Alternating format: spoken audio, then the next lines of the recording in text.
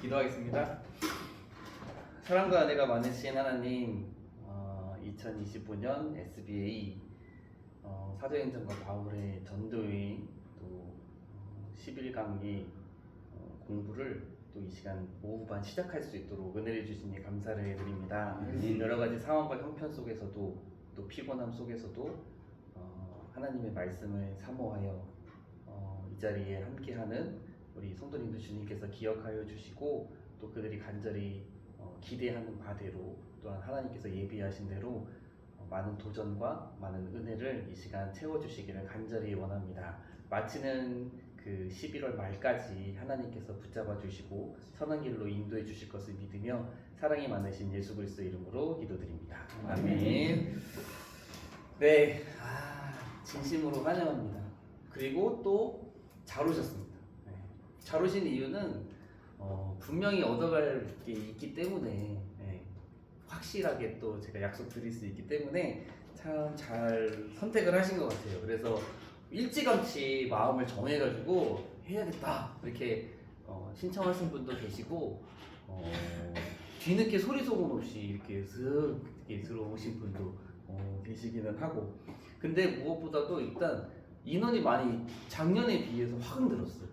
작년에는 이제 박동민이 누군지도 잘 모르셨고 또 이제 기대도 별로 안 하셨을 테니 11명에서 13명이었습니다. 1학기, 2학기. 근데 이제 1학기 때 올해 1학기 때도 조금 이제 7명 오후반도 하니까 아무래도 늘어났지만 이번에는 이제 카톡방에서도 보셨다시피 이제 11명. 그래서 오전반에도 11명이 계시고 오후반에도 어떻게 인원이 똑같이 11명이 계셔가지고 많이 오시게 됐습니다. 그래서 부담도 조금 더 되고 그래서 또 빡세게 해야겠다 살짝 들고 출석을 부르겠습니다. 출석부터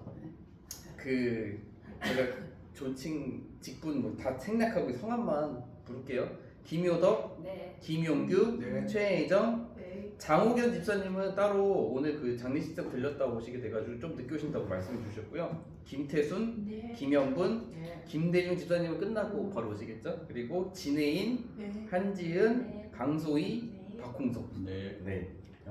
신청하신 순서대로 제가 그냥 적어서 이렇게 분배를 했습니다. 오전반 들으시는 분이 좀 간단하게 말씀을 드리면 김주실 집사님, 구도현 성도님이라고 아마 잘 모르실 거예요. 등록하신 지 얼마 안 되셨는데 이제 김주실 집사님이 잘 이렇게 잘 꼬셔가지고 오셨습니다. 그리고 박보인 권사님, 그리고 정현경 집사님, 김효진 집사님, 정동희 집사님, 김봉희 권사님이라고 여기 분도 잘 모르실 수 있는데 이분들은 저희 쌍둥이 할아버지 할머니세요. 쌍둥이의 할아버지 할머니. 그래서 그 재정부에서 있는 이용문 집사님이랑 또 이제 정소라 집사님이라고 아무튼 그렇게 부부가 있는데 유치부 예배 되게 열심히 드리시고 일부 예배 드리세요. 사무실에서 오전 예배는. 근데 그분의 이제 정소라 집사님의 엄마 아빠요. 작년에 등록하셨어요. 그래서 열심히 신앙생활 하고 계시고 아마 얼굴 보면 아실 텐데 그래서 이제 나오시게 하셨고 김민지 집사님, 이주희 집사님 좀 돼서 그래도 거의 아실 것 같아요. 그리고 이지아 집사님 이렇게 해서 오전반에 있습니다. 오전반에가 그 젊으신 집사님들이 다 되게 친하신 것 같더라고요. 그래서 김주식, 구도연, 김민지, 이지아 여기가 되게 친하게 저기서 되게 막 깔깔거리면서 그 공부를 좀 열심히 하시려고 하는 것 같았어요. 네. 오후반은 이렇게 커플이 많네요. 좀 오후반 커플로 오시는 분들이 조금 많이 있고 그래서 아무튼 이렇게 잘 편성이 돼서 재밌고 유익하게 또 시작을 해보면 될 것 같습니다. 오늘은 OT입니다. 오늘은 OT고 그리고 한 가지 더는 이제 사도행전을 전체적으로 보는 좀 멀리서 좀 이렇게 풀는 약간 그렇게 진행이 될 겁니다. 제가 준비한 거 이제 간단하게 말씀드리면 여기 맨 위에 이렇게 썼어요. 환영! 정말 잘 오셨다! 라고 이렇게 적었습니다. 제 강의가 이제 처음인 분도 계시고 1학기 때 들으셔가지고 어떤 식으로 어떤 스타일로 하는지도 아시는 분도 계시고 한 분은 있어요. 그러셨어요. 아무튼 그래가지고 또 들으시는 분도 있어요. 네, 그래가지고 이제 되게 다양한 분들도 계시고 아마 이제 그 김태중 집사님 처음이시고 진해인 청년 처음이고 네 김대중 집사님 처음이고 말고는 이제 다 한 번씩은 같이 공부를 한 적이 있어서 어떤 느낌인지는 아실 것 같아요. 네, 그래서 되게 딱딱하고 지루하시지는 않잖아요, 그렇죠? 네, 대체적으로 그러지는 않고 약간 제 스타일대로 약간 유쾌하게 조금 이렇게 재밌게 제 지루하지 않게 진행하려고 많이 노력하는 편입니다. 뭐 제 강의가 지금 두 개잖아요. 오전 1학기 게 있고 봄학기 게 있고 가을학기 게 있고. 근데 이제 제 그 성경학교는 성경학교라 이 성경 공부는요. 제가 시흥교회 와가지고 SBA를 해야 한다. 담임 목사님이 이제 전임 부교육자들이 SBA를 해야 한다라고 해가지고 그러면 나는 뭘 하지?라고 하면서 불이 나게 만든 게 아니에요. 그래서 1학기 때 했던 그 구약의 시대별 역사 퍼즐 맞춰가면서 했던 그것도 그리고 지금 2학기 때 제가 작년에도 했던 사도행전과 바울의 전도여행도 여기 와가지고 만든 게 아니에요. 제가 전전 교회에 있을 때 오래전에 지금으로부터 약 20년 가까이 전에 만든 겁니다. 그래서 이제 제가 대학생 때 전도사 시절에 그때 당시 유년부 그 화곡동에 있는 신월중앙교회라고 대신직에 있는 교회인데 제가 전도사 사역을 하면서 제 유년부였어요. 초등학교 1, 2, 3학년 수준이 딱 맞아요. 거기서 이제 그 전도사로 있으면서 선생님들이랑 성경 공부를 뭐 할까를 고민하다가 이제 신학생 때 고민하다가 맨 처음에 만든 게 구약의 시대별 역사 그때 만들었어요. 그래가지고 퍼즐도 그때 생각했던 것 같아요.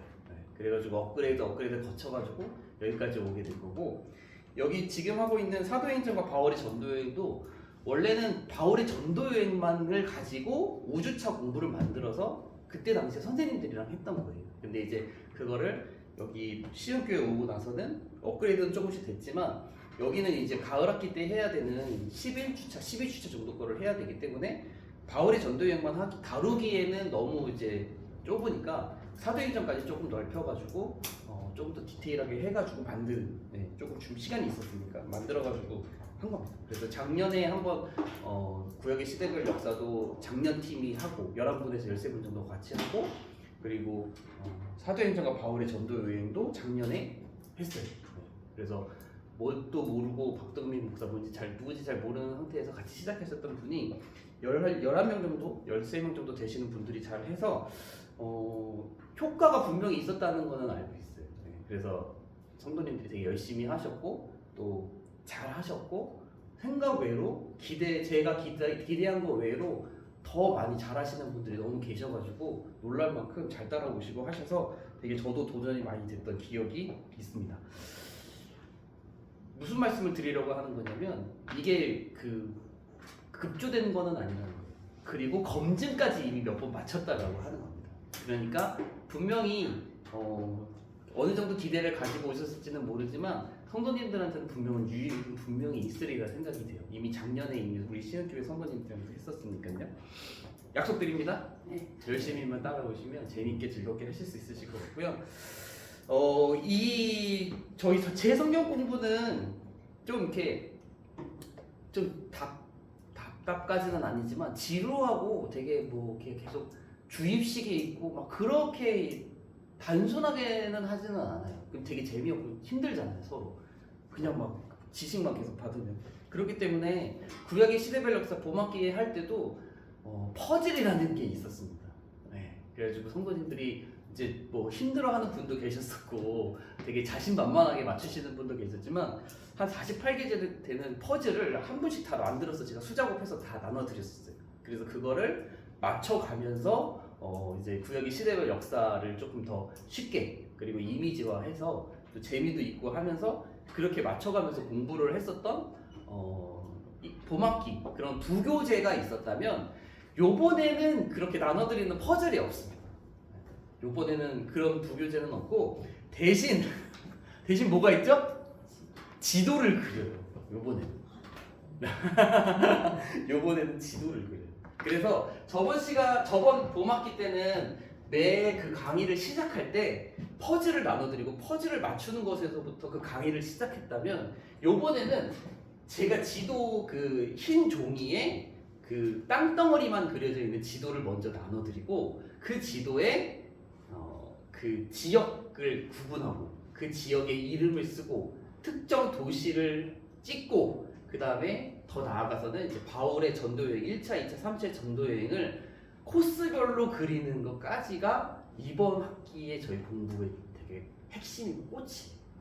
그래서 처음에는 되게 그 구약의 시대별 역사 퍼즐을 맨 처음에 받으셨을 때도 조금 당황하셨을 거예요. 이거를 어떻게 맞추지? 이게 뭐지? 이게 도대체 무슨 사건이고 누구지? 많이 되게 힘드셨을지 모르지만 중간 정도 이후에 지나갔을 때 공부하는 한 80% 이상 되시는 성도님들은 다 맞추세요. 거의 다 맞추고 이때 이 시대에 뭐가 있고 이 시대에 특별한 사건과 인물은 누구고 이런 것들을 되게 잘 맞추셨었어요. 그래서 경험자도 여기 좀 몇몇 분 계시잖아요. 강소희 집사님 어떠셨어요? 퍼즐 맞출 때 괜찮았죠? 쉬웠죠? 처음에는 조금 당황한 게 있었잖아요, 그렇죠? 처음에 감사합니다. 제가 원하는 대답은 처음에는 조금 당황했었을 거예요. 근데 이제 하지만 한 주 조금씩 외워가면서 마지막에 봤을 때는 한 이제 강의의 60% 정도 진행했을 때는 다 맞춰야 되니까 다 맞추고도 이제 시간이 남고 점검하고 막 이런 분들이 대부분이었기 때문에 아마 이번 지도 그리기도 처음에는 이게 뭐지 하실 수 있어요. 분명히 당황스러우실 거예요. 왜냐면은 우리나라 지도도 아니고 이스라엘과 뭐 튀르키예 지역과 좀 마게도냐, 뭐 아가야 이런 이상한 신약 성경책에서만 보던 지명과 지역들이 나오기 때문에 처음에는 분명히 당황스러우실 수 있어요. 근데 그거를 이제 매주 할 거고 매주 조금씩 추가하면서 그려 나가기 때문에 분명히 다 하실 수 있어요. 제가 특별히 뭐 지목해서 말씀드리지 않지만 재수강을 하시는 분이 한 분 계신데 그분도 다 그렸어요. 다 하나도 틀림없이 다 그려가지고 완성하셔가지고 뭐 다 이렇게 하셨던. 근데 또 그러십니다. 그런 분이 한 분 계시고요. 그래서 신약 성경에 있는 우리가 이제 잘 모르는 그런 지명들 있잖아요. 지역들 있잖아요. 근데 그런 것들을 이제 이게 내가 어딘지 이게 무슨 말이 맞는지 했던 그런 것들이 공부를 다 끝나고 나름대로 열심히 하셨다면 신약 성경을 딱 펼칠 때 사도행전을 보고 다른 성경책을 신약 성경 서신서 이런 것들을 다 볼 때 자신감이 분명히 생기실 거예요. 여기 딱 나오면 나 이거 어디쯤인지 알고 어느 도시 여기 바울이 몇 차 전도여행 때 있었던 도시고 이런 것들이 확 들어올 때가 있잖아요. 들어올 때가 있어요. 그래서 이제 그런 부분들은 같이 차곡차곡 해 나가게 될 거다. 그래서 오늘 이 강의에 대한 부분들이 마지막 다 끝나고 나서는 제가 잠깐 시범 아닌 시범 그리고 주요 도시 지역들 조금 보여드릴 테니까 이런 것들을 앞으로 하겠구나 마지막 부분에 한 번 더 보여드리도록 하겠습니다. 제 강의는 그래서 강의 시간에만 정말 집중하셔서 정말 열심히 하셔도 그것만으로도 거의 다 따라오실 수 있지만 그래도 예습이랑 복습에 대한 부분들도 조금 있기는 해요. 그래서 이제 지도 그리기에 대한 부분들은 매주마다 조금씩 더해지는 그 분량들을 조금씩 해서 하셔야 되니까 그 시간 있으실 때 퍼즐 맞췄던 것처럼 시간 있으실 때 지도 한 번씩 그려보시는 것도 되게 유익합니다. 제가 이 성경 공부를 전도사 시절에 대학생 때 딱 만들 때도 저는 심심할 때 이걸 그렸어요. 심심할 때 시간이 좀 여유가 있고 까먹기 싫어가지고 막 그려요. 그럼 30분 그냥 가요. 30분 그냥 훅 지나갑니다. 아무튼 이제 그런 내용들. 네? 심심한 시간이 있어요. 지금 시간 많으시죠? 네? 시간 많으시죠? 강의 듣고 있잖아요. 아니. 평소에 시간 많으셔가지고 하실 수 있으시고요.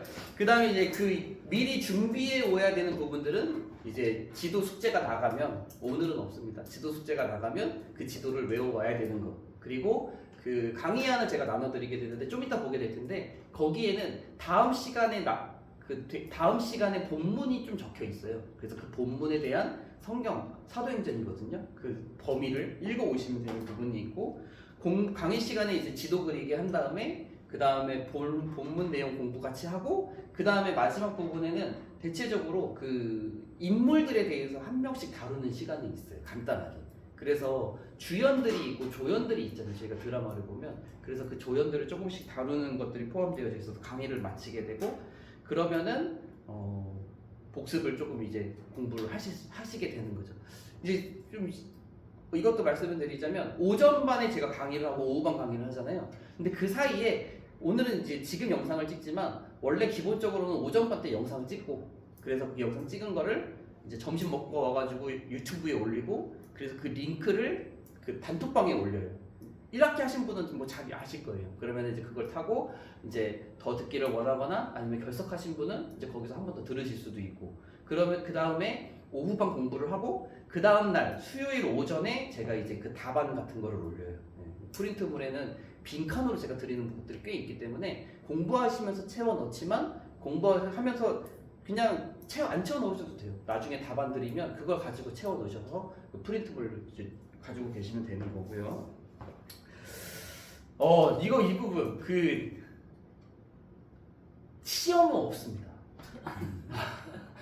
이걸 되게 부담스러워 하시는 분이 상당히 많더라고요. 제가 그래서 실수를 했잖아요. 시험도 봐야겠다 해가지고 작년에 1학기 때 구약의 시대별 역사 할 때 그때 되게 열정이 많으신 분들이 또 오시기도 하셨고 제가 분위기도 잘 모르니까 중간고사 한번 봐야지 하면서 중간 시험을 딱 봤어요. 본다고 할 때는 알겠다고 하셨거든요. 다 대체적으로. 근데 사실은 되게 껄끄러우셨던 거예요. 시험을 잘 보신 분들이 있었지만 그럼에도 불구하고 이제 시험은 조금 부담이 된다라는 말을 조금 듣게 돼서 기말 시험을 안 보고 그때 이후로 2학기 때나 올해 봄에도 1학기 때도 안 했습니다. 시험. 그래서 앞으로도 시험은 안 할 거예요. 근데 되게 부담스러워 하시더라고요. 근데 사실 제가 조금 지금 생각해보면 좀 어렵게 낸 것 같아요. 더 쉽게 냈어야 되는데 나름대로 쉽게 낸다고 했는데 쉽지는 않은 것 같아요. 그래서 아무튼 시험은 없습니다. 평가는 없고 대신 중간 정리 또는 총정리 해가지고 조금 이게 조금 빠르게 또 중요한 것만 찝어서 정리하는 시간들은 있게 될 것 같아요. 그래서 이제 오늘부터 이제 프린트물을 드리도록 하겠습니다. 이거를 하나씩 드릴게요. 이제 제가 여기 이렇게 준비를 해왔는데 다음 시간까지는 안 드려도 되는 걸로 준비를 지금 다 해놓은 거고요. 그래서 요거를 항상 공부하실 때 들고 오시면 여기를 들고 오시고 그래서 1강, 2강 순서대로 이렇게 쭉쭉쭉 뒤에 넣으시면 되고요. 지금은 두 번째 거만 한번 보시겠어요? 세 번째 거, 네 번째 거는 열지 마시고요. 두 번째 거만. 두 번째 거 열면 1점표가 있습니다. 그래서 이번 학기 때 어떤 식으로 진행이 되는지 간단하게 말씀을 드리면 저희가 집중적으로 좀 더 구체적으로 보는 부분은 분명히 전도여행에 대한 부분이에요. 그래서 전도여행에 대한 부분이 성경에 분명히 많은 분량을 차지하고 있기도 하고 그리고 또 저희가 지도 그리기에도 대체적으로 다 13장부터 시작하는 9월 23일부터 시작하는 1차 전도여행에 대한 부분이 다 지도에 많이 들어가 있는 부분입니다. 그 외에는 그 사도행전 1장부터 12장까지의 지명들이 몇 군데 나오기는 하지만 여기는 대체적으로 그렇게 다루지는 않아요. 네.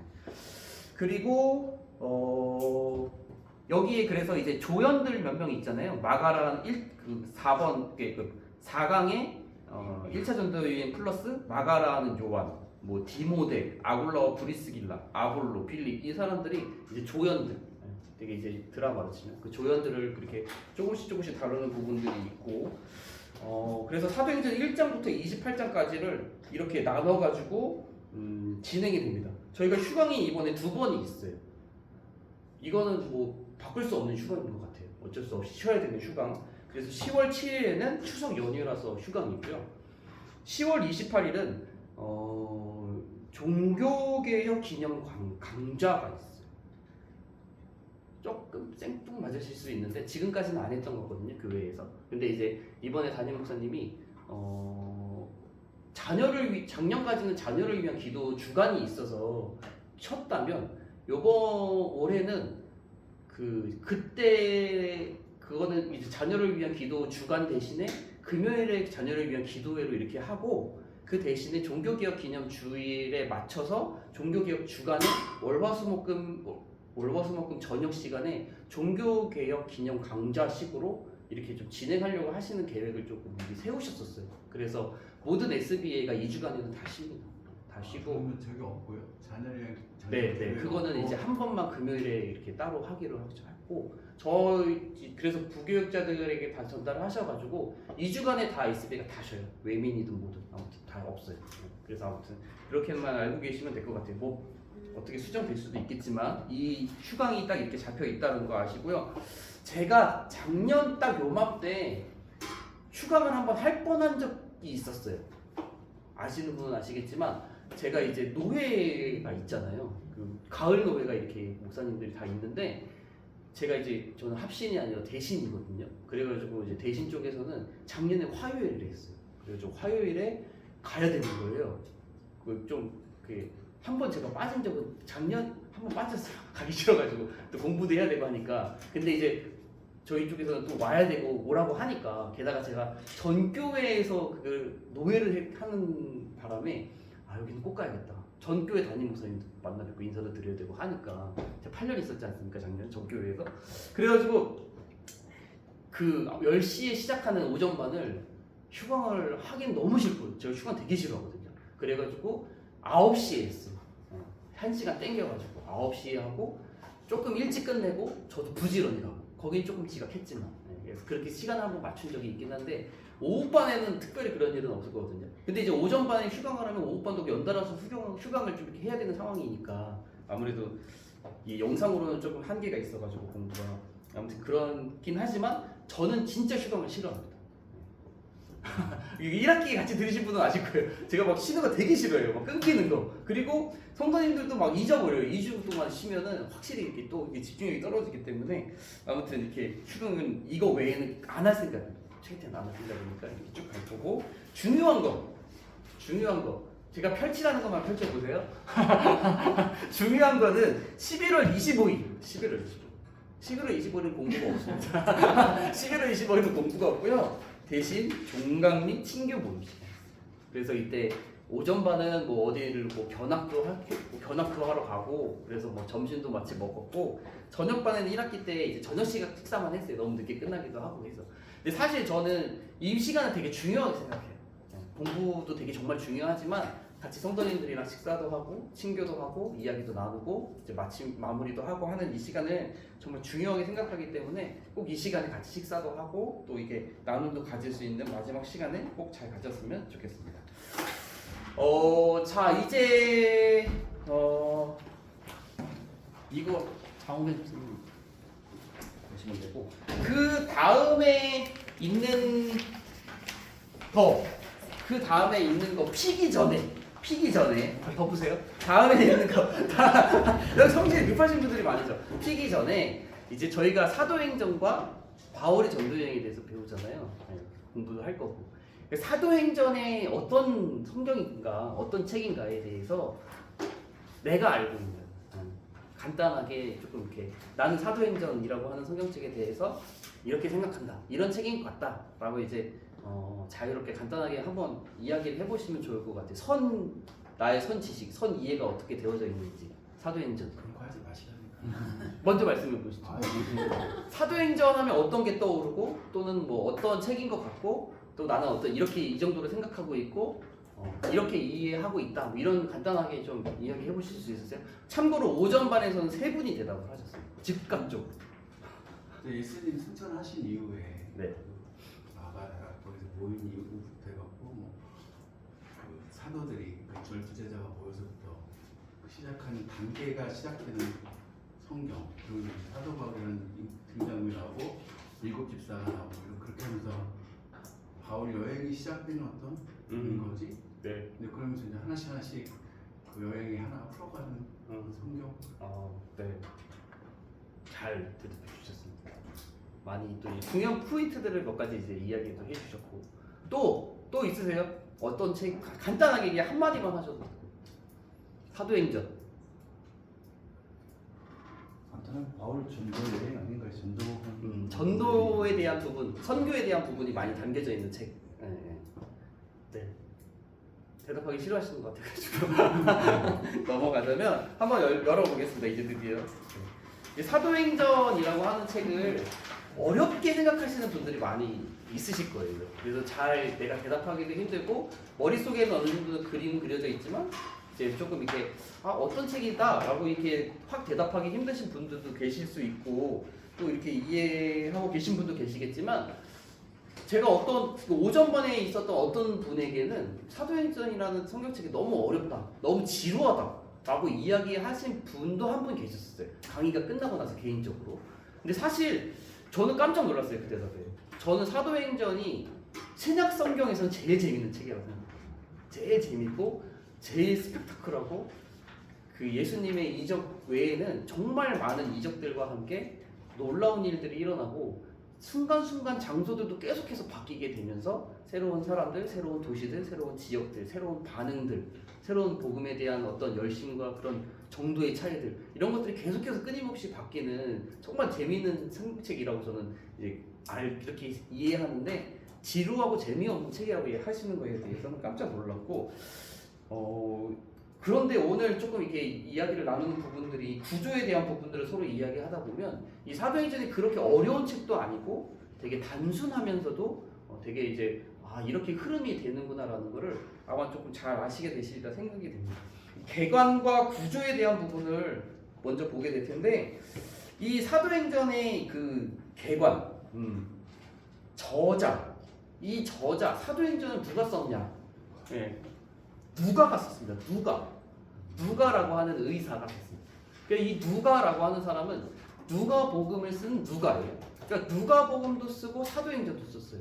그래서 이 누가복음과 사도행전을 같이 쓴 이 누가라고 하는 의사가 있기 때문에 당연히 저자가 같기 때문에 누가복음과 사도행전이요 비슷한 문체가 되어져 있어요. 문체도 비슷하고 조금 흐름이나 느낌도 동일인이 썼기 때문에 비슷한 부분들이 있습니다. 게다가 제가 이제 그 공부하면서 읽었던 책 중에 한 가지에는 이 누가복음과 사도행전을 엮어가지고 누가행전이라고 이제 그 책 제목이 되어져 있는 책도 있어요. 아예 그래서 누가복음, 사도행전 섞어서 누가행전이라고 하는 사람도 학자도 뭐 그렇게 본 적이 있습니다.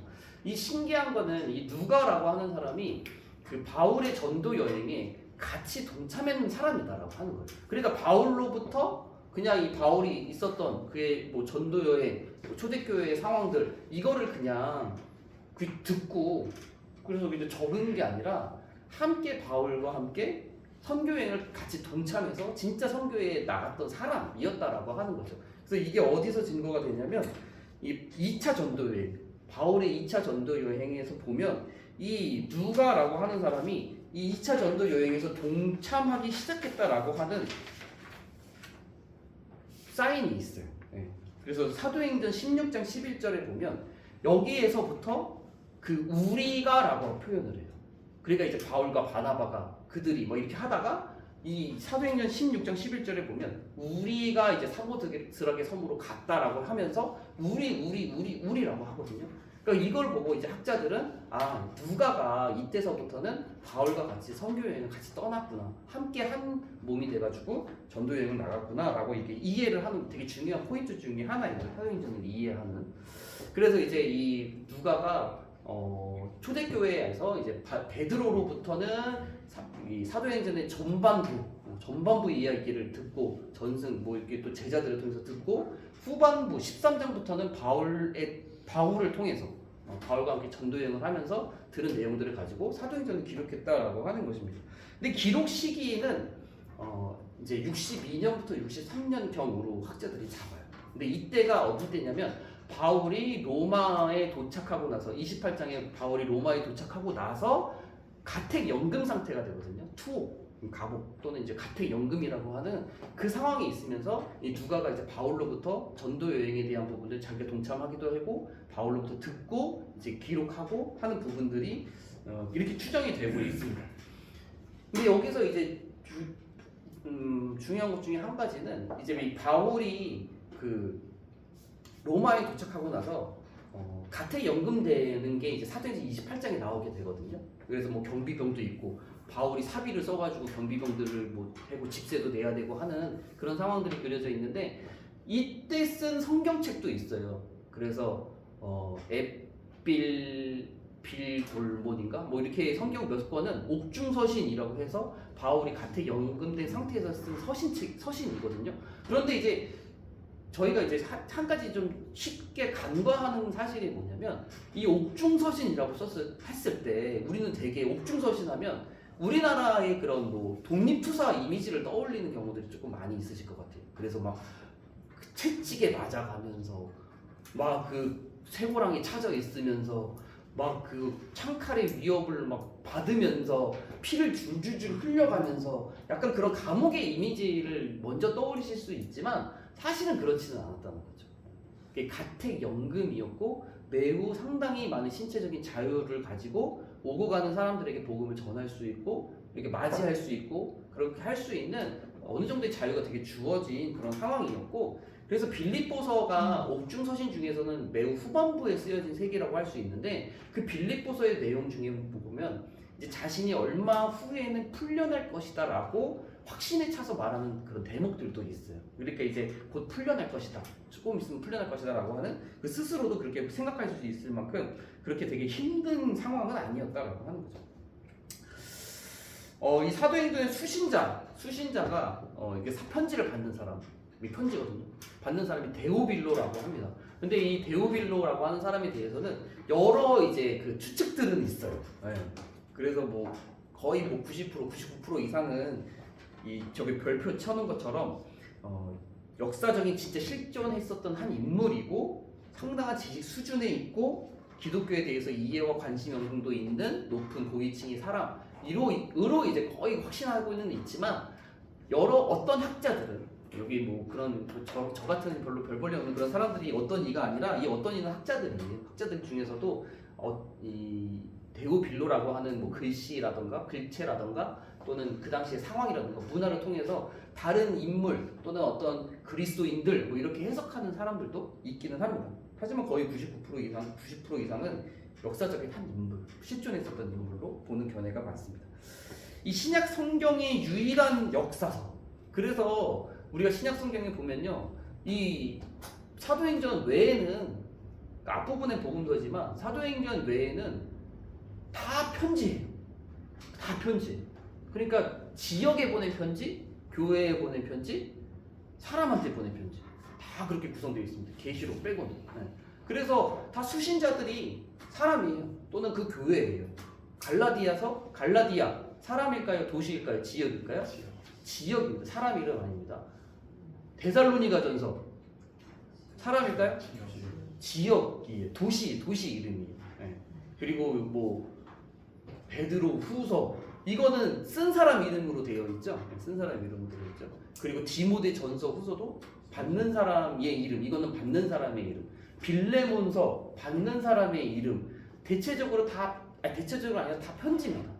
도시, 뭐 교회, 사람 이렇게 보낸 편지들이. 근데 이 사도행전만 유일하게 역사를 담고 있고 그 역사의 기간도 매우 긴 편이다라고 하는 거죠. 그래서 이 사도행전을 이해하는 가장 키워드가 뭐냐면 조금 이따가 한 번 더 말씀을 드리겠지만 사도행전 1장 8절의 말씀, 우리가 정말 잘 알고 있는 말씀, 오직 성령이 너희에게 임하시면 너희가 권능을 받고 온 유대와 사마리아와 땅끝까지 이르러 내 증인이 되리라 하신 그 사도행전 1장 8절이 사도행전 전체를 관통하는 매우 중요한 주제의 말씀이에요. 진짜 그건 이제 좀 이따 한 번만 더 말씀드리고, 자, 구조를 보면 이게 재밌어요. 저는 이 사도행전을 되게 어려워하고 조금 이렇게 힘들어하는 분이 계시다면 이 구조를 잘 들으시고 이해를 하면 사도행전이 그렇게 어려운 책은 아니다라고 하는 거를 조금 이해가 되시리라 생각이 됩니다. 드라마 좋아하시는 분 계십니까? 넷플릭스나 이게 뭐 지상파 뭐 요즘 뭐 보세요? 요즘 에스콰이어? 변호사 나오는 날? 제가 보지는 않지만 오전반에서 들었어요. 네, 박홍수 씨는. 근데 어떤 거 보세요? 요즘에 나이가 들어서 기억이 잘 안 나. 제목이 보는 게 있기는 한데 제목이 나오는 건데 제가 유나? 응? 유나. 폭군의 셰프. 복근의 셰프. 제가 오전반에 생각이 안 났어요. 그 그거 시간 공간 그 넘어와가지고 그거 수라상하고 그거죠. 유나 나오는 거. 아 보시네. 아니 그거를 저희 집 사람들이 봐요. 저희 집 사람들. 사모랑 유나 유진이가 저희 사모는 드라마 되게 좋아합니다. 항상 뭔가를 봐요. 항상 뭔가를 보고 있어요. 끝나면 이제 뭐 끝났네 그러면은 뭐 또 딴 거 보나 그러면은 이제 뭐 재미도 없고 그런데 다음날 가보면 뭔가 하나 또 보고 있어요. 일 시작했다고 막 하면서. 그래서 저희는 넷플릭스도 있고 디즈니 플러스도 있어요. 근데 디즈니 플러스는 저희 돈 내고 저희 집 친구들이랑 공유하고 넷플릭스는 친구가 사가지고 저희랑 공유해요. 그렇게 아무튼 이제 같이 공유해서 둘 다 보고 있는데 저희 집은 드라마를 사모가 되게 좋아합니다. 그래서 자주 보고 그러다 보니까 딸들이 자연스럽게 껴가지고 같이 봐요. 딸들이 더 잘 봐요 요즘엔. 그래서 엄마만 막 일찍 자고 그러는데 나 포코니 셰프 봐야 돼 막 그러면서 막 아무튼 이제 보고 그럽니다. 또 드라마 좋아하시는 분 계시죠? 계실 거예요. 뭐 이렇게 보시고 재밌게 보시는 것도 있고. 사실 저는 드라마를 별로 안 좋아하는데 한 번 보면 빠져요. 그래서 안 보려고 해요. 보면은 재미없는 거는 요즘엔 하나도 없는 것 같아요. 다 뭐든지 다 재밌게 만들어서 쭉 보면 쭉 보게끔 하는데 저는 정말 막 사람들이 기대하고 막 평가도 좋고 막 재밌을 것 같다고 하는 그런 것들은 어떻게 하는 경로를 통해서 알게 됐을 때 저는 딱 나오자마자 봐야 되는 약간 그런 성격이에요. 그래서 제가 진짜 재밌게 봤던 것 중에 한 가지가 조명가게라고 하는 거는 제가 나오자마자 그날 막 보고 막 그랬었어요. 아시죠? 보신 분? 네. 아, 정말 다 봤어. 다 아시네. 네, 아무튼 드라마 이야기를 왜 드리냐면 드라마에는 주연이 있고 조연이 있잖아요. 그래서 방금 뭐 폭군의 셰프에서도 유나가 주연이에요, 주연. 그리고 그 옆에는 되게 재미있게 막 감초 역할을 하는 조연들이 항상 있습니다. 무슨 드라마든 주연이 있고 조연이 있어요. 우리 사도행전을 볼 때도 주연들과 조연들이 아름답게 어우러져서 사도행전이라는 생명책을 이루게 되거든요. 인물들, 사람들. 그래서 사도행전을 보면요, 되게 어렵게 생각할 필요가 전혀 없어요. 주연이 딱 2명이에요. 사람. 주연이 딱 2명이에요, 진짜. 분명하게 제일 두드러지는 2명이 있는데 그 2명이 사도행전 1장부터 28장까지를 다 읽고 가요. 그래서 그 주연 2명이 누구냐? 앞부분에 베드로고 뒷부분에 바울입니다. 정말로 그래요. 이 같이 살펴보겠지만 1장부터 12장까지는 완전 베드로 중심적입니다. 그래서 우리 김용기 집사님이 성령 아까 사도행전에 대해서 제가 물어봤을 때 12제자가 이게 받아가지고 12제자의 능력과 이렇게 전하는 거 이야기하셨지만 맞지만 사실 진짜 조금 더 구체적으로 보면요, 거기에는 다 베드로가 이끌어가요. 완전 베드로가 이끌어가요. 그래서 베드로가 없이 사도들이 따로 독자적으로 행동하는 건 없고 아예 없고 이 베드로가 빠진 상태에서 그런 게 없습니다. 베드로와 요한이 있거나 베드로가 설교를 하지 베드로 빠진 사도들은 딱히 이렇게 활동이 기록이 되어져 있지 않아요. 그래서 어떤 에피소드에도 항상 베드로가 들어가 있습니다. 그래서 성경 말씀이 사도행전 앞부분은 완전 베드로 중심적이에요. 베드로를 빼놓고는 사도행전 앞부분을 이야기할 수가 없을 만큼 되게 영향력이 엄청 강력한 자로 나오고, 그게 바로 바통 터치를 탁 해버리는 게 사도행전 이제 13장 정도 되는 뭐 11장, 12장, 13장 넘어가면서 그 바톤을 바울이 딱 받는 거예요. 그리고 나서는 베드로가 거의 등장하지 않습니다. 완전 바울 중심적이에요. 이때부터. 이 앞부분에 베드로 중심적이라고 한 것보다 더 완전 바울 기준으로 모든 이제 전도 여행과 모든 에피소드들이 다 이루어지기 때문에 사도행전 어렵게 생각하지 마시고요. 그냥 인물들 주연만 생각하셔도 이 사도행전 맨 처음에는 베드로 중심적으로 교회에 대한 풀어가는 이야기, 중간부터 바울 중심적으로 이방 선교에 대한 이야기, 이렇게만 이해하셔도 너무 어렵지 않게 조금 쉽게 사도행전을 바라볼 수 있다라고 하는 거죠. 그래서 한 가지 더 좀 이렇게 연결해서는 이 앞부분은 교회에 대한 이야기예요. 그러니까 베드로 중심적이면서 교회에 대한 이야기. 그래서 교회의 설립, 교회의 성장, 교회의 위기, 뭐 교회의 회복, 교회의 분열, 딱 이렇게 하면 사도행전 1장부터 12장이 쭉 풀리는 거예요. 맨 처음에 교회가 설립되죠. 그 다음에 베드로의 설교를 통해서 3,000명, 뭐 이후에는 5,000명 성장하고, 그 다음에 안진뱅이 치유를 통해서 5,000명 설교로 이어지고, 그 다음에 위기가 한번 딱 찾아와요. 큰 위기. 아나니아와 삽비라가 성령 속여가지고 땅값 판돈 때문에 위기 한번 살짝 찾아오지만 사실 그걸 위기라고 할 수 없을 만큼 그 위기가 오히려 더 역전이 돼가지고 더 강력해지는 교회. 그럼에도 불구하고 위기가 또 한 번의 위기가 있죠. 헬라파 과부들이 자기네들한테 구제가 안 되니까 그걸 불평불만하는 내용. 그런데 이 위기도 7집사를 세움으로써 위기가 다시 회복이 돼요. 그러면서 이제 그 복음이 예루살렘 안에만 머물러 있는 거를 하나님께서 역사적인 순간으로 치셔서 이제 사도들을 제외하고 나머지 제자들이 다 뿔뿔이 흩어지는 내용으로부터 바울의 이야기로 시작이 되는 거예요.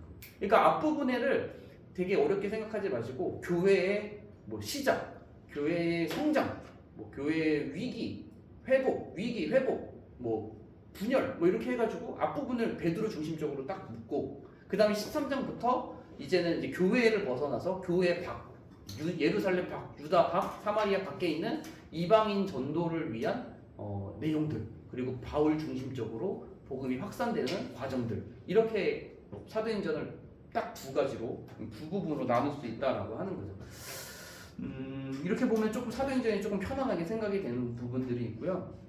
그래서 주요 사건들 보면은 성령 강림 사건, 사울의 회심 사건, 이방인 전도의 전초기지인 안디옥 교회의 설립, 그리고 이거는 이제 성경에 사도행전에 전혀 나와 있지 않은 바울이 전도 여행을 하면서 성경을 기록한 2차 전도 여행 때 살전사루, 뭐 3차 전도 여행 때 고전 고구 갈롬 이렇게 기록했던 거 제가 간단하게 적은 거고 마지막에는 이제 바울이 같은 연금이 되는 내용들 주요 사건 몇 가지라고 할 수 있고요.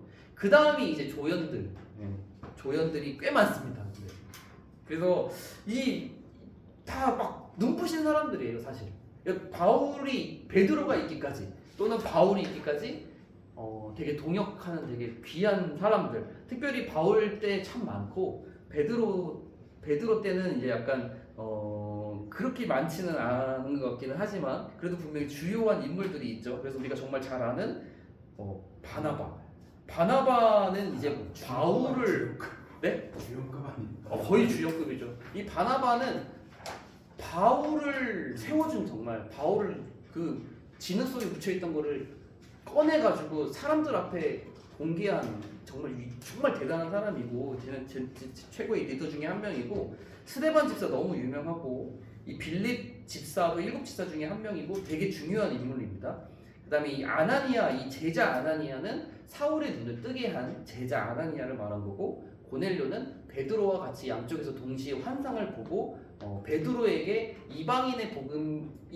이방인에게도 복음을 전하겠다는 예수님의 뜻이 드러나게 된 놀라운 사건이 이 고넬료의 사건이고 그 다음에 가장 12제자 중에 가장 먼저 순교한 사람이 야고보, 이 야고보 예수님의 제자 야고보고 그 다음에 이제 13장에 있는 마가 요한 되게 중요한 인물이고 마가 복음의 기록자입니다. 그래서 마가 요한 되게 중요한 사람인데 이거는 특별히 저희가 다룰 거고 그 다음에 15장에는 야고보가 또 중요해요. 이 야고보라는 이름이 그 당시에 되게 흔한 이름이었습니다. 그래서 야고보가 되게 많이 등장하는데 저희 시대에도 김용규 집사님 때는 어떤 이름이 되게 유행했었어요?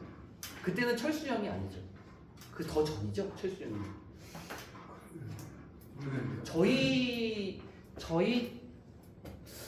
저희 때는 막 수민 이런 이름 많았던 것 같아요. 제 친구 주변 수민이 현정. 짝사랑 이름 계속 떠오르는데 연애했던 감정이 많이 떠오르는데 아무튼 유행하는 이름들 있잖아요. 저희 철수영이처럼 아무튼 이 당시에 야고보가 되게 많은 이름들이었어요. 그래서 예수님의 친동생들 중에도 야고보라는 사람이 있었거든요. 친동생. 여기서는 그 동생이에요. 근데 이 동생이 초대교회에서 매우 중요한 위치를 차지했다는 거죠. 그래서 바울이 이 야고보를 보고 기둥과 같이 여기는 야고보라고 할 정도로 이 초대교회 내에서 베드로가 있었음에도 불구하고 이 초대교회의 1차 예루살렘 종교회를 이끌어가는 지도자급으로 이 야고보가 등장을 하게 돼요. 그래서 이 베드로는 옆에서 오히려 이 야고보보다 또 영향력이 없는 사람으로 보이기도 하고 이 야고보가 야고보서의 저자입니다. 아무튼 그리고 신라 2차 전도 여행 때 바울이 데리고 간 사람, 디모데는 2차 전도 여행 때 만나서 디모데 전서 후서의 그 사람이고 되게 중요하죠. 그 다음에 아굴라와 브리스길라는 이제 부부 사역자. 근데 엄청나게 바울이 옆에서 같은 일을 하면서 도와줬던 바울이 정말 사랑하는 동역자 중에 한 사람 두 명이었던 아굴라와 브리스길라 부부가 있고, 그다음에 여기 빌립도 앞에 있었던 빌립 집사예요. 여기서 제가 넣은 이유는 이 빌립 집사의 연결고리가 되게 있어요. 무슨 말이냐? 이 7집사로 등장했던 8장 9장에서 등장했던 이 빌립이 마지막 부분에 가가지고 이 19장 21장 그 3차 전도여행 막바지에 한 번 더 등장해요. 그러면서 이제 바울을 영접하는 내용이 살짝 나오는데, 이 빌립 되게 저는 되게 중요한 인물 중에 한 명이라고 보고, 되게 생소한 이름으로 알 수 있는 이 벨릭스와 베스도는 그때 당시에 총독입니다. 그래서 이제 벨릭스 총독이었다가 베스도 총독으로 바뀌게 되는 과정. 여기가 이 부분이 좀 사도행전에서는 제일 좀 이렇게 읽혀지기 어려운, 읽기 어려운, 이해하기 어려운, 조금 이렇게 재미없는 부분이 여기 바로 이 벨릭스, 베스도 나오는 부분이에요. 왜냐하면 바울이 스스로를 변론하는 게 반복적으로 나오기 때문에. 자, 제일 중요한 거는 아까 살짝 말씀드렸던 사도행전 1장 8장이 바로 이 사도행전을 관통하는 매우 중요한 말씀이다라고 합니다. 그래서 제가 여기까지만 말씀드려도 뭘 말하는지 아마 어느 정도 짐작하셨으리라 생각이 됩니다. 이 사도행전 1장 8절에 오직 성령이 너희에게 임하시면 너희가 권능을 받고 예루살렘과 온 유대와 사마리아와 땅끝까지 이르러 내 증인이 되리라 하신 이 말씀이 이 사도행전 1장부터 28장까지를 완전 관통하는 말씀이. 그래서 사실 1장 8절만 딱 알고 있으면 그냥 사도행전을 다 아는 거나 마찬가지입니다.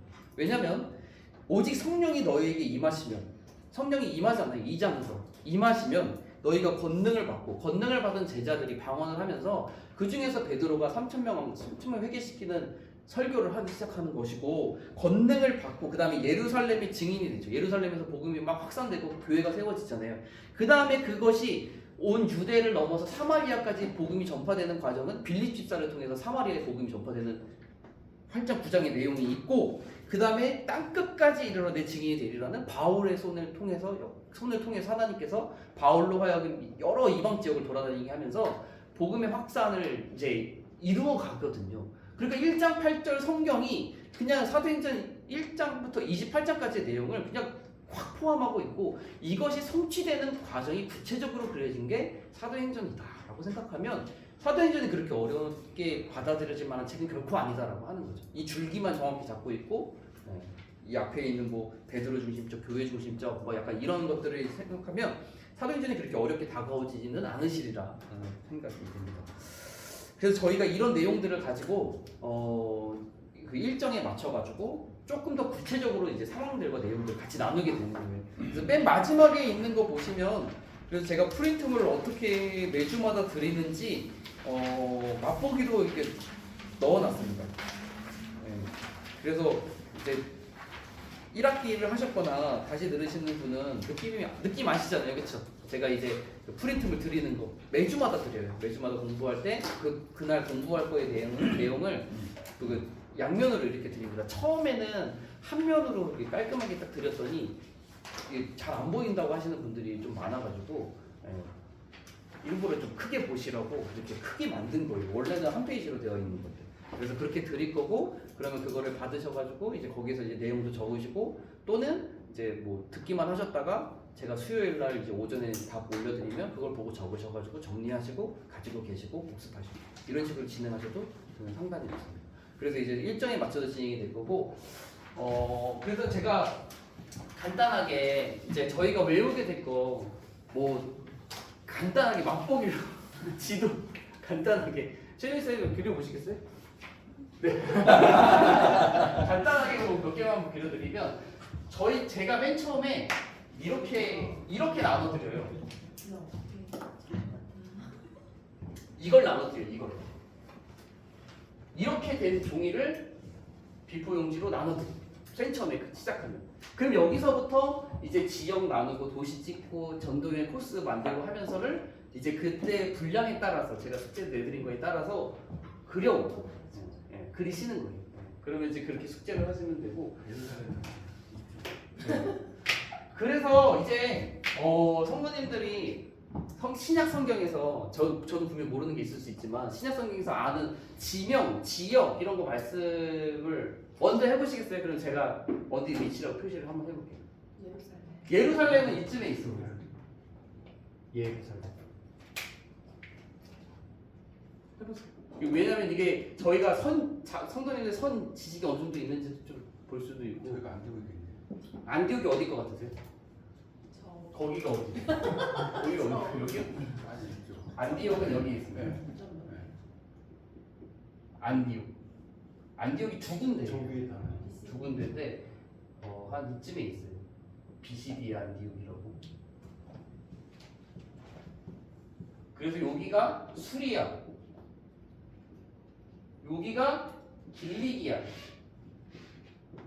바울이 길리기아의 다소 출신이거든요. 그래서 이 길리기아에 요즘에 다소가 있어요. 다소 출신이고 요만큼이 갑바도기아. 이제 좀 들어보신 지역들이죠?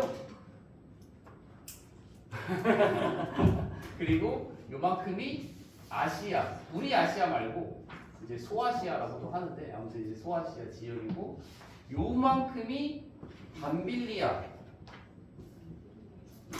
여기가 루기아. 여기가 비두니아. 비두니아. 요만큼이 부르기아. 다 하셔야 되는 건데 아무튼 하셔야 되는 내용이에요. 여기 다 요만큼이 이제 갈라디아. 그래서 갈라디아서 할 때 그 갈라디아거든요. 그래서 이제 갈라디아 지역에 있는 여기 도시들 1차 전도 여행 도시들이 다 여기 있어요.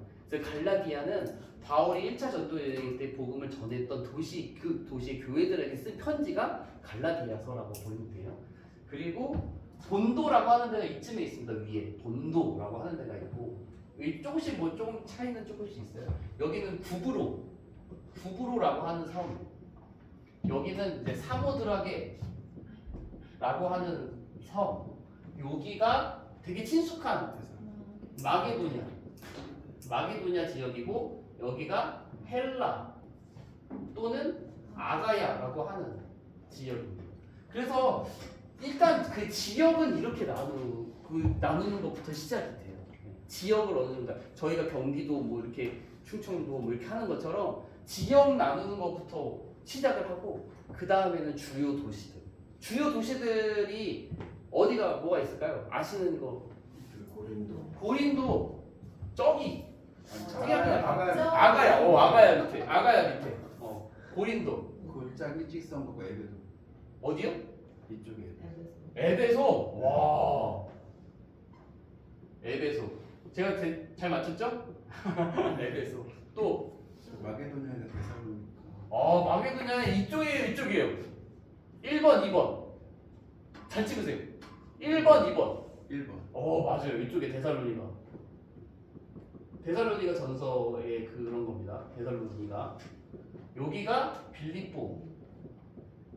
저희가 여기 몇 가지가 있긴 한데 주요 도시만 말씀드리면 그리고 뭐 여기는 중요한 건 아니고 에베소, 안디옥, 예루살렘 여기가 이름이 요거는 아마 안 잊어버릴 거예요. 여기 도시 이름은 바보입니다. 바보.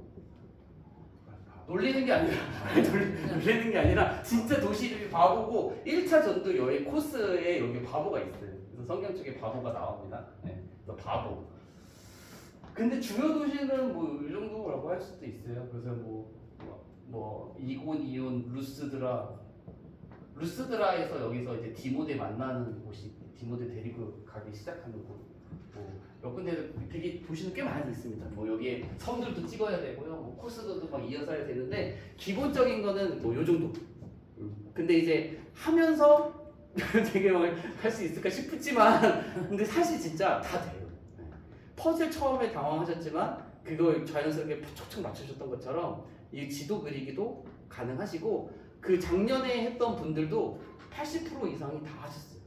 다 그리셨어요. 그래가지고 다 잘 체크도 하시고 잘 아셨습니다. 아마 이렇게 해서 지역도 다 나누게 되시고 도시도 어느 정도 위치와 그런 거 다 찍게 되시면 신약 성경 말씀 들으실 때, 그래서 사도행전, 특히 사도행전 막 전도행 부분 들으시게 될 때 딱 그 말씀에 확 들어가실 수 있으실 거예요. 빨리 이해도 되고 그때 상황도 떠오르고 그때 있었던 내용들도 앞뒤 문맥으로 보시게 되면서 되게 잘 이해도 되시고 잘 아시게 되리라 또 그렇게 확신합니다. 그러니까 열심히 또 이렇게 탄력 되실 것 같은데 또 이렇게 해보자, 열심히 한번 해보자 이런 마음 가지고 같이 참 재밌게 시작하시면 좋을 것 같습니다. 네, 그래서 오늘은 여기까지입니다. 딱 55분 정도. 오전 부분보다 조금 길게. 네. 그래서 이렇게 하시고 다음 시간에는 숙제가 없어요. 일단 1강이기 때문에 이게 두 번째 공부고, 그래서 제가 프린트물 나눠드린 거 그 맨 마지막에 있었던 그것만 잘 가지고 오셔가지고 그거 체크하면서 다음 시간에 하고, 다음 시간 끝날 때 지도 숙제가 나갑니다. 그래서 이제 지역 나누는 것부터 해가지고 이제 숙제가 조금씩 있으니까 그렇게 생각하시고 오시면 되겠습니다. 오늘 수고 많으셨습니다. 기도하고 마치겠습니다. 사랑과 은혜가 많으신 하나님, 오늘 이렇게 사도행전과 바울의 전도회 또 1강 오후반 진행할 수 있도록, 함께 할 수 있도록 은혜를 주시니 감사를 드립니다. 우리 성도님들에게 좋은 또 도전과 자그마한 또 부담감과 또한 그런 열심 있는 마음들이 잘 심겨지기를 원합니다. 그 마음을 가지고 하나님의 말씀을 또 열심히 배우고 또 나눔을 통해서 성경이 어렵고 또 딱딱하고 지루하고 접하기 힘든 그런 것들이 아니라 더 깊이 알아감을 통해서 자신감도 생기고 또 하나님의 말씀을 들었을 때 더 깊이 더 빨리 그 말씀에 빠져들 수 있는 그 아름다운 은혜와 또 역사하심이 이 시간 가운데 있을 수 있도록 주님께서 붙잡아 주시옵소서. 돌아가는 발걸음도 안전하게 지켜주시기를 원하며 사랑이 많으신 예수 그리스도의 이름으로 기도드립니다. 아멘. 수고하셨습니다.